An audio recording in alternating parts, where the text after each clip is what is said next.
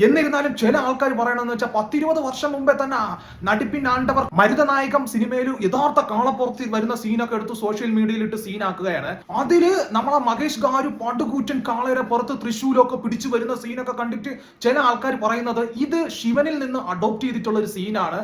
ഏറെക്കുറെ അതൊക്കെ ശരി തന്നെ. പക്ഷെ ഞാൻ ഈ സമയത്ത് ആലോചിച്ചു, ഇത്രയും വലിയ പടുകൂറ്റനായിട്ടുള്ള ഒരു കാളെ കിട്ടുന്നത് തന്നെ വലിയ അപൂർവമായിട്ടുള്ള കാര്യമാണ്. പക്ഷെ അങ്ങനെ ഒരു കാളയെ കിട്ടിയാലും നമ്മളെ ഗാരുവിനെയൊക്കെ വെച്ച് ഒറിജിനലി ചിത്രീകരിച്ച ഗാരുവിന്റെ ഈ കാള ചവിട്ടി കൂട്ടൂലേ. ഇവിടെ രാജമൗലിയുടെ RRR സിനിമയിൽ രാംചരണിനെ ക്ലൈമാക്സിൽ രാമന്റെ രൂപം പോലെയൊക്കെ പ്രതിഷ്ഠിച്ച് കാണിച്ചപ്പം ചില ആൾക്കാർ രാജമൗലിനെ സംഖ്യ എന്ന് വിളിച്ചു. നമ്മ മലയാളികൾ അല്ലെങ്കിൽ തന്നെ ഇപ്പോഴത്തെ സിനിമകളിലൊക്കെ ഓവറാക്ട് ഭക്തി കാണുമ്പോൾ തന്നെ ചോദിക്കും നീ സംഖ്യ അല്ലേടാന്ന്. പക്ഷെ മലബാർ പശ്ചിമഘട്ടത്തിനൊക്കെ അപ്പുറമുള്ള ആൾക്കാർക്ക് ഇതൊക്കെ കണ്ടുകൊണ്ടിരിക്കാൻ വളരെ ഇഷ്ടമുള്ള കാര്യമാണ്. അങ്ങനെ ഇരിക്കുന്ന ഈ സമയത്താണ് നമ്മുടെ രാജമൗലി വാരണാസി എന്നും പറഞ്ഞിട്ട് ഒരു സിനിമയുമായിട്ട് വരുന്നത്. VFX മൗലിയുടെ വാരണാസിയുടെ ടീസർ കണ്ടപ്പോൾ എനിക്ക് ഫീലായ കാരണം എന്ന് വെച്ചാൽ അതൊരു ഗംഭീര സാധനമാണ്. നിങ്ങൾ വലിയ ടിവിയിൽ ഇട്ടത് കാണുകയാണെങ്കിൽ ഒരു ഗംഭീര സാധനം തന്നെയാണ്. ഇതില് എനിക്ക് തോന്നുന്നു 2027 ഒരു വ്യക്തി ടൈം ട്രാവൽ ചെയ്ത് രാമായണം നടക്കുന്ന കാലഘട്ടത്തിൽ പോകുമ്പോഴുണ്ടാകുന്ന സംഭവങ്ങളാണെന്ന് തോന്നുന്നു ഈ സിനിമയിൽ കാണിക്കാൻ പോകുന്നത്.